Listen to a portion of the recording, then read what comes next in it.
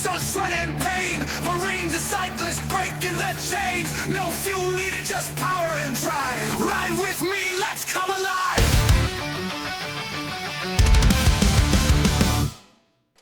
Hello everybody, welcome to my channel. If you're new here, welcome back. If you are returning, thank you for those of you who have continued to support my effort in all of this madness. This is the Zwift Racing League Stage 1 Team Time Trial on quite possibly the flattest stage that they have presented so far. And I've ridden this stage or this course a few times in different, rides, whether it's group rides or just, zone 2 rides. So really not expecting anything exciting, anything crazy out of it. There really is only one spot in the course where there's going to be a lot of pressure put on the team, and that is going uphill into the forest near Titans Grove.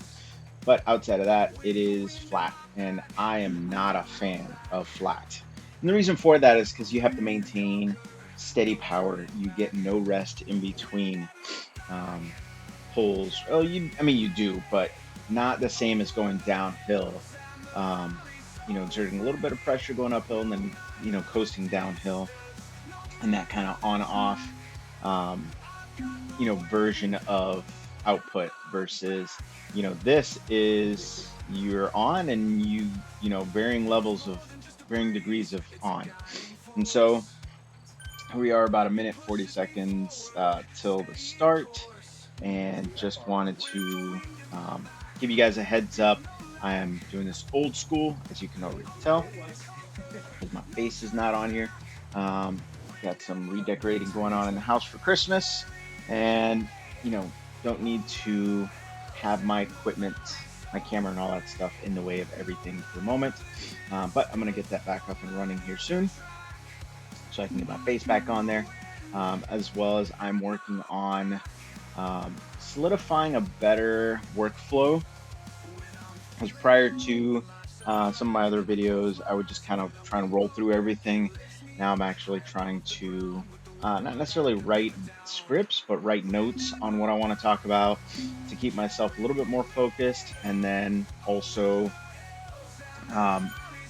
hitting certain time markers on the video, or in certain points in the video where I want to talk about certain topics, so that way we can keep the flow going and make sure that ultimately we're getting through the editing process a lot more efficiently, so I can have videos like this where I'm not streaming them live, have them out on a frequent basis, or at least shortly after they're recorded. So 10 seconds left here, getting ready to start, and the first thing that I wanted to touch on is how you get out of the pen on a time trial, especially a team time trial. You want to ramp up to speed. You want to get to your target speed as quickly as possible. You saw my fire socks kind of kicked up there, and again, I am in the ZRL team that I'm on. Nobody complained about my fire socks. On my other TTT team, I generally get told, hey, careful with the fire socks, because I don't remember exactly what the metric is, but basically it's like 3x or 4x your certain percentage above your FTP is when your fire socks light up. So generally I aim for a certain pace. With this group we aim for a little bit, we're trying to stay in the 40 km/h range, maybe go a little bit higher if we can. My goal is to pull in the upper 300s, low 400s when I am off the front. I know I mentioned it before. I tend to, whenever I'm on my turn, I reverse my camera so that way I can watch the team, and I'll talk a little bit more about that coming up. But that is how I manage my personal expectations when it comes to the output. The watts that I'm going to output. So you can see we're all focused on getting in the line.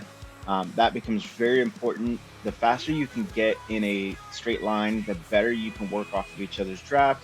You can see, my wattage is decent. I'm in the, mid 200s, bouncing up and down between low 200s, upper 200s.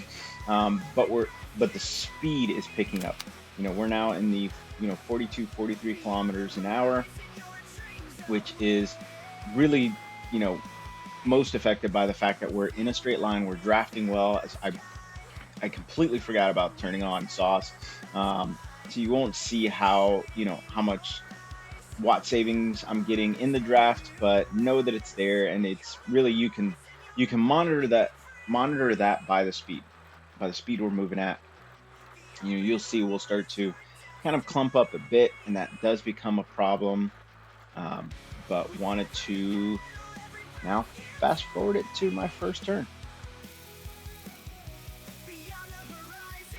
So I'm getting ready to jump onto my first turn here, and you know, as I'm getting onto the front and ramping up to get to the front, I am uh, I reverse my camera so that way I can keep an eye on the team. And basically, what I'm looking to do is see the gap between me and the rider behind me. Um, Ideally, we should not, and as the team gets better at this, we should not have to um, essentially have to deal with like too much swapping around. Better the better we are at maintaining our line, the better we are at transitioning through each other. Me pushing up, the person on front easing off, and really it should be, if you're on front, you ease off a little bit. The person behind you naturally will just push up. They're gonna have to ramp up because they're gonna have to push their watts up to maintain the pace. But it shouldn't be that you surge, kind of like what I did on this one, where you surge up um, from a few places behind and then jump to the front, because that can cause some gaps off the front there. And so, as I was mentioning, ramping down, it should be just easing, soft pedaling, letting yourself kind of fall back. And in this case, I felt a little bit too far behind. As soon as you start seeing those the little bike graphic where it tells you that you're getting too far off the back, then you want to make sure that you do whatever you can to stay on with the group. Um, it does also help if the group is in a long enough line, in a inline, and that's kind of what you see here, is we kind of jumbled up a bit, and that part of the reason um, why I fell off the back is just because we're jumbled up, so you're not pacing it. At least in my case, I wasn't pacing it right to stay on the group. I was easing back, thinking there were other people behind me, and the next thing I know, everyone's kind of in front of me, and I'm 5 meters off the back. And if you get any further than that, you're risking, essentially not being able to get back on. It is really hard to get back on when you're off. Um, I spend a lot of time when I'm riding with the robots, the pacer bots. I spend a lot of time falling off the back and then sprinting hard to catch up. And so I understand how that feels. It sucks. It is the worst feeling when you fall off the back, because it's essentially you're doing an individual time trial to get back onto your time trial if you're doing a TTT. So um, make sure that as you're easing off the front, if you have a good group, you're watching the line and making sure that you can essentially insert yourself into where you need to be. Again, just wanted to touch on making sure that when you're doing a time trial, do your best not to bunch up. I understand it can be, it's sometimes not easy. You have different abilities, especially the team that I'm on, we're a mix of C's and B's. Effectively, if you look at racing score, we're probably all in the same range. I know at least me and JD are in the same category when it comes to racing score, but looking at the old school format, we're a mix of C's and B's. I am definitely in the higher end of the C's. I will find out today. I'm recording this over uh, the voiceover on Monday, November 18th. So I've got a ZRS score race today. So I'll find out how well I do. against some of the more active riders using the ZRS.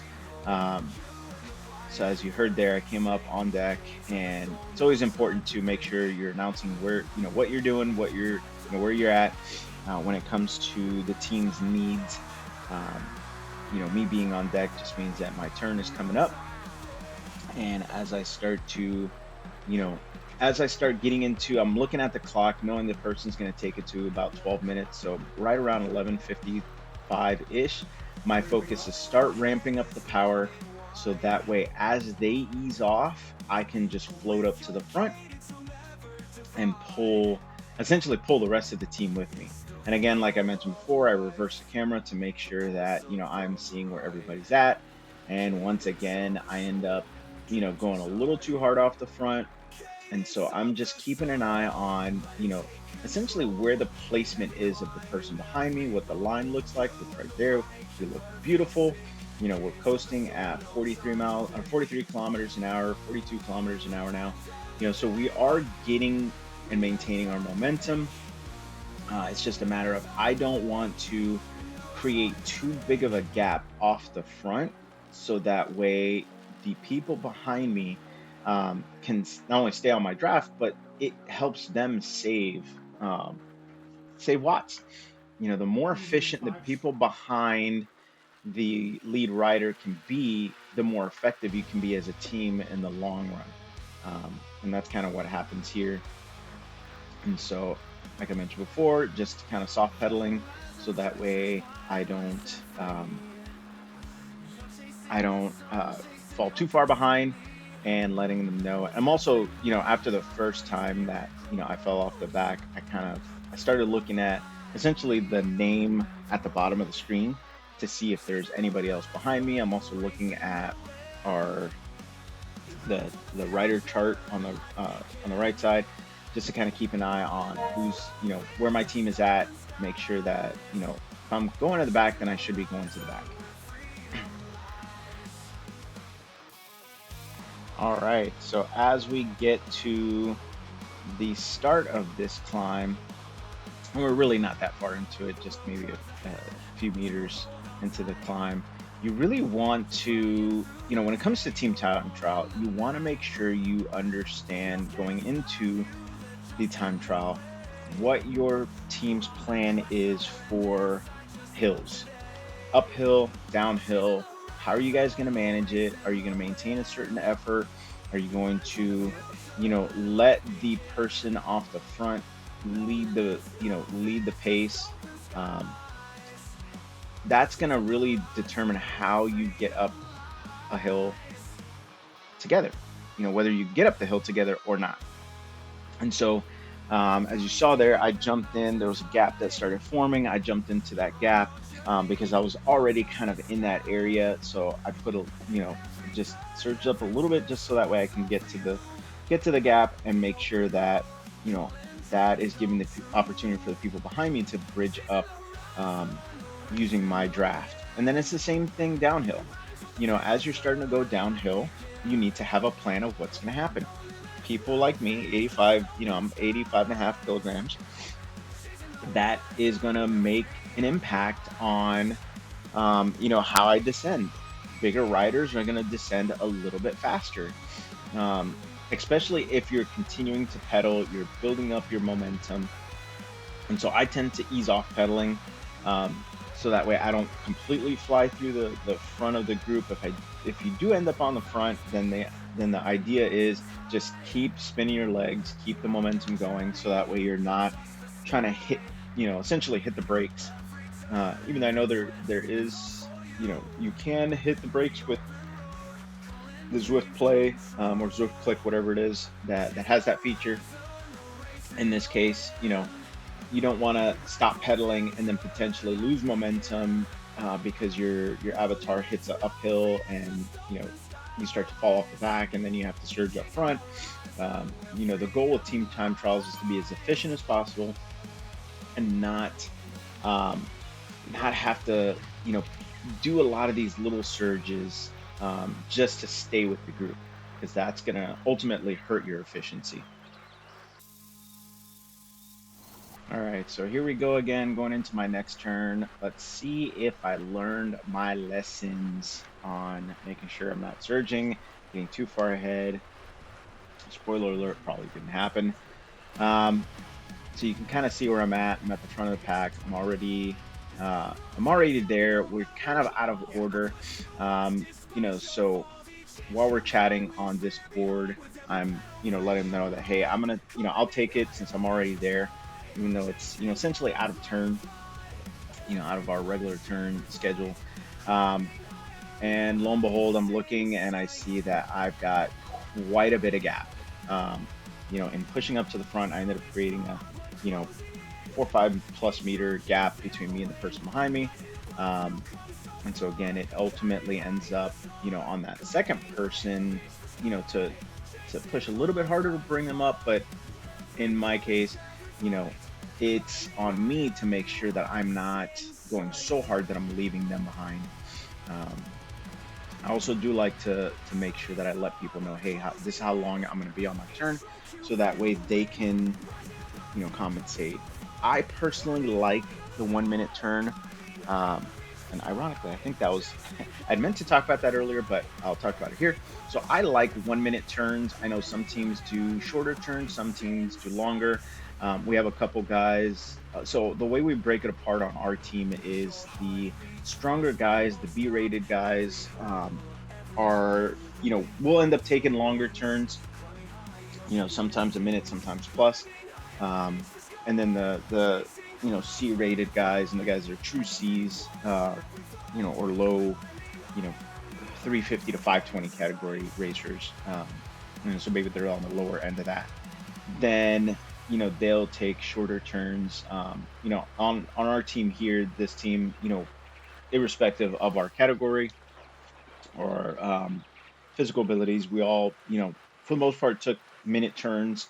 I like minute turns. I think that gives us enough time in the saddle to build momentum, but also enough time to rest when you're not in the saddle. Because on a team of 8, you have effectively 7-ish minutes of rest and 1 strong minute you know of effort. And while I know that might mathematically make the same, map out the same over the long haul, when you've got 7 straight minutes of rest, you can bring your heart rate down. You can, clear out, the acid buildup that's in the muscles, because you should be soft pedaling. You should be able to, reduce your wattage by 100 plus, 200 plus watts sitting in the draft. And that will give you the opportunity to then have the strength you need to to continue on your next turn. In this case, as you saw there, I just had to jump up again to fill a gap. And it's little surges like that. If you look at my granted, we just came from out of the forest and out of the tunnel, so there's a lot of red spikes from those up and downs. But the goal is to minimize that. As you minimize that, then you can focus on really truly resting in as a team. And then the person off the front is the one that's doing all the work, and everybody else behind them incrementally are saving what they can, so that way when it's their turn, they can maximize their output.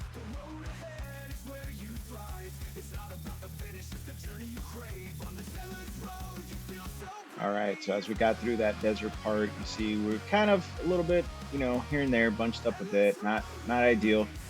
So on my next turn, pulling up to the front again, I'm doing my best not to fly too far off the front.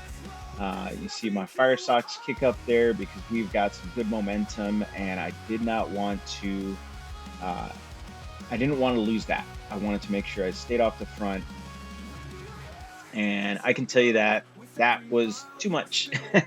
As you see the gap really, really far. And so again, for me, this is a, rewatching this and going through this again is a good opportunity to look at, how I need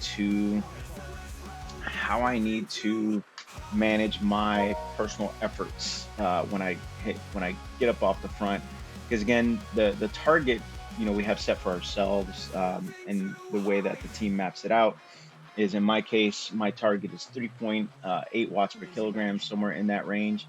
Um, when I'm surging up to the front, I have a tendency to go a little bit beyond that, into the 4.2, 4.5, somewhere in that range. It's obviously way too high, which creates that gap, and then I end up having to ease back a little bit.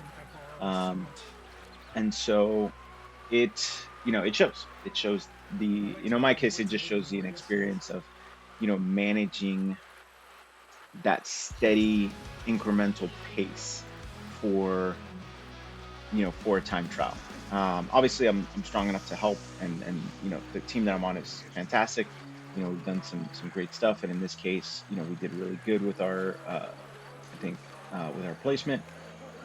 But as we ride together more often, it is going to be better for me, learning to manage my efforts off the front, so that way um, I'm not causing this kind of ripple effect, because that's the so one of the things that would happen when I was in the military, and when we're on a road march, we would what would end up happening is you'd hear the drill instructors call out, and this is in boot camp, but we'd also do it post boot camp when we were active in the active military. You'd hear people call out AT&T, and what AT&T stood for is reach out and touch somebody, meaning the line of platoons, the line of squads, our essentially marching line was becoming disconnected because of this undulation of speeding up, slowing down, speeding up, slowing down, speeding up, slowing down. And again, that wastes a lot of effort. And if you're wasting effort, you're not being efficient. All right, so here we go again. Just wanted to touch on this again. I know I mentioned it earlier, but be okay with taking turns out of, or getting off the front and taking turns out of turn, essentially, out of position, however it should be phrased. But ultimately, in this case, I was already off the front. I was already in that second position, so I figured I'd just go for it, not worry about as soon as the person in front called out saying, hey, I'm going to ease off at this time, we're kind of everybody's hurting at this point, especially on the second lap. Everybody's hurting. We're starting to feel the effects of previous races. In my case, I had only had a single day in between the FRR, 10 days straight of FRR. Even though I didn't complete all 10 stages, I ended up doing 9. But on that second day, even though I bailed on the stage, I still had a different race that I was doing that same day. And so everybody's hurting, everybody's feeling it. And so in my case, I was sore, but I was in a position where I was already in the front. The goal is to work for the team, and for the betterment of the team. And so went off the front there. Not as bad of a gap as normally happens. When you're within that 5 meters, you're still getting a little bit of a draft, so it's easier for the person behind to put a little bit of an effort to roll up and close in that gap. Saw my fire socks there again, because as I saw them coming up, I made sure that I pushed a little bit harder, so that way I can keep enough of a gap so they don't roll through me, and we maintain our pace. We're cruising right now at about 45 kilometers an hour, and that's kind of what I think the pace we held at our top speed. We were holding around 45 kilometers an hour, which for me is a monumental effort to hold that. At this point, I'm definitely starting to feel it. All right, so guess what? My shoes came loose. Been a problem lately, and I've been doing my best to, make sure that I ratchet them to the best of my ability. Prior to the start of the race, I even pull my feet back just a little bit because my feet do slide. The shoes are about probably half a size too big. or half, yeah, about half a size too big, um, where they're, a little bit of a wiggle room. I don't like them completely tight on my foot. And so I will slide my foot back to try to, make sure I get them as tight as possible. But as you saw there, I had to adjust the second one. They were both coming loose, and I could feel it. And the last thing you want, especially on a stationary bike, is something happen with your cleats, with your shoe, with your foot, where it comes out of place. In my case, anytime I've had any sort of slippage when it comes to my foot or my shoe or my cleats coming out of place on the bike, because you're stationary, your body is compensating for the fact that you're stationary. The moment that becomes disconnected, in my case, I literally fell off the bike and into my workout bench and left a massive bruise on the side of my leg. And so I don't want that to happen again. So yeah, just make sure you're tightening your shoes properly. If you have the Velcro style, great. If not, if you have the whatever these little ratchet ones are, um, then just make sure they're on there properly, because like I said, the last thing you want is, especially if you're up on, out of the saddle and you're on the pedals to put out some high power and your foot slips out, or you go to pull up on the pedal on the backstroke and you pull your foot out of your cleat. Those kind of things can lead to some potential health hazards and hospital visits, and it's not fun. You don't want hospital visits.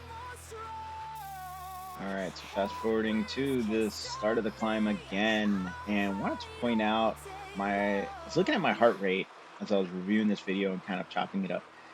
I'm in the 160s, upper 160s, sometimes creeping into the low 170s, holding in the upper 200s, low 300s, which for me, I feel like is fantastic.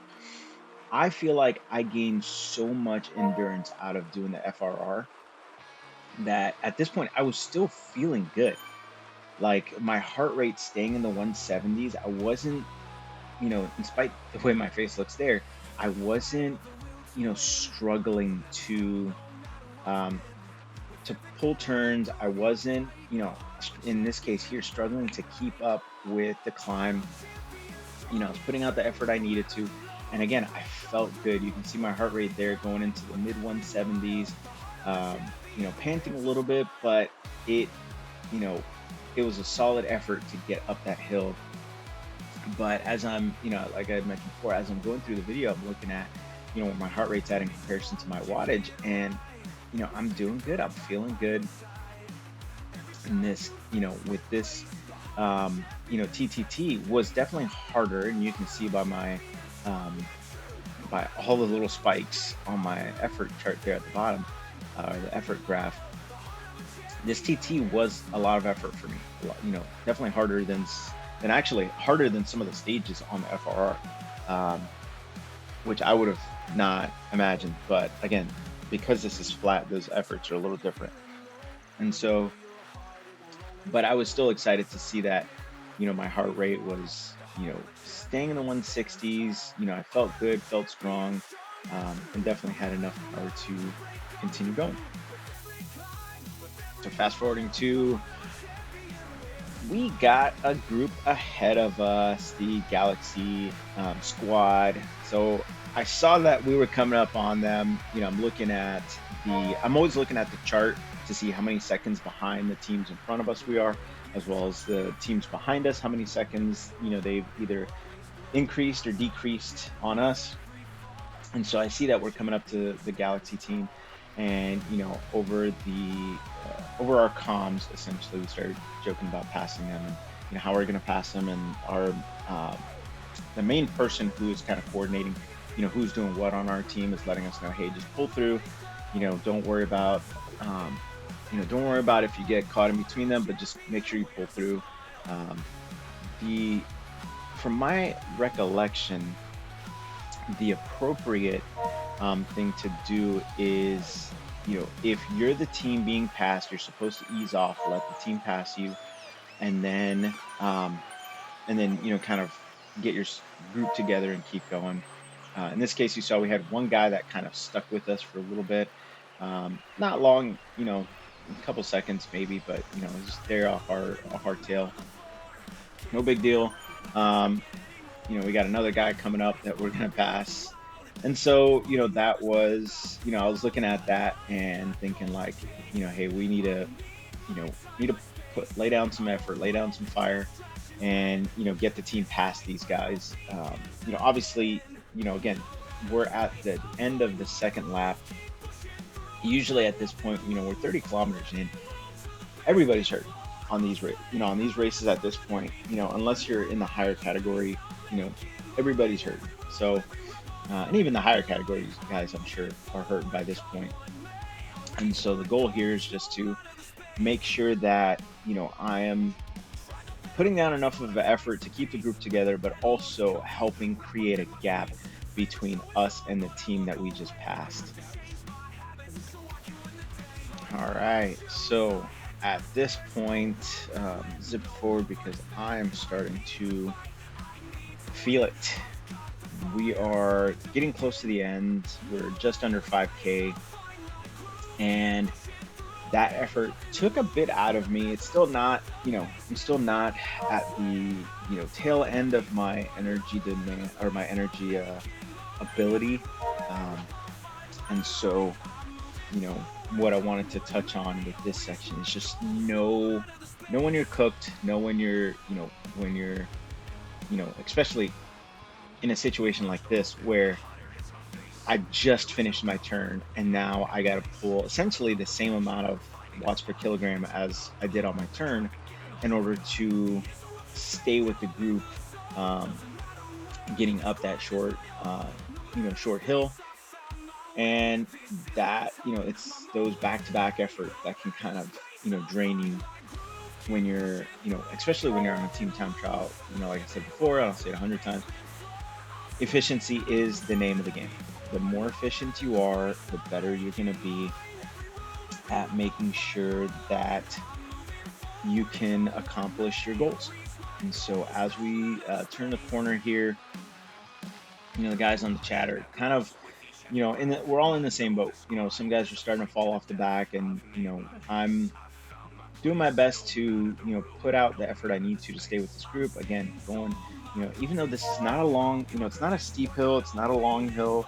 It is 2-3% incline all the way up to the top, and probably no more than, I doubt it's a kilometer long, probably half a kilometer in length, but that's just enough to really, especially when you're trying to maintain a high speed, it's just enough to, get you into, deeper into the pain cave, deeper into that, those dark corners of the dark recesses of your thoughts and wondering what's going on and, how can I do better? Or, kind of questioning yourself.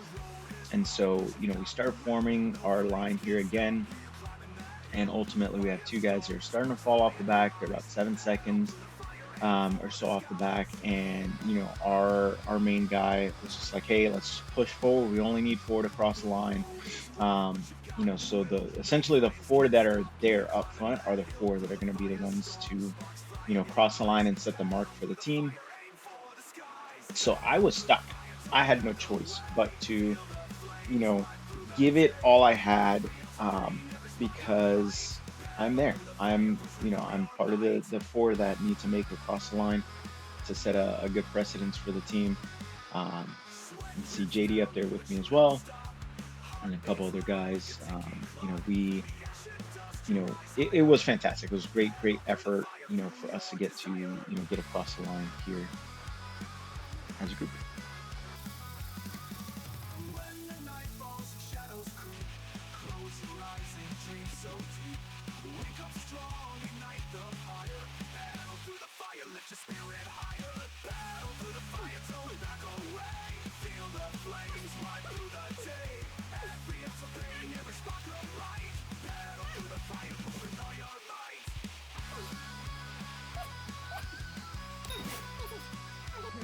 All right, so as you saw there, gave it all I got to get across the line, even though I kind of fast forward through through those last little bits, but gave it all I had to get across the line.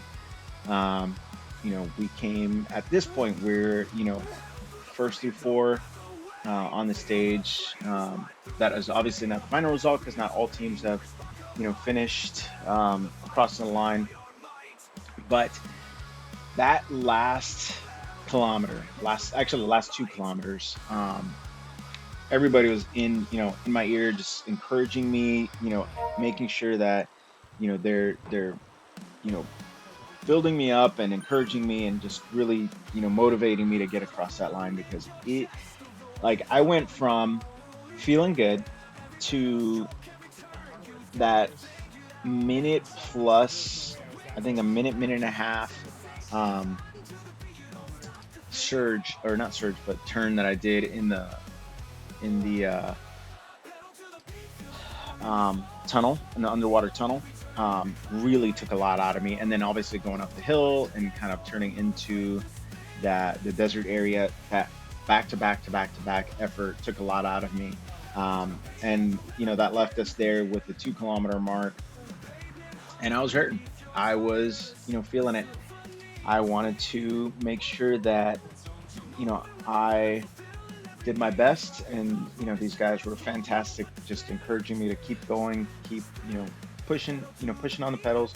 We're almost there, and that as a team that helps.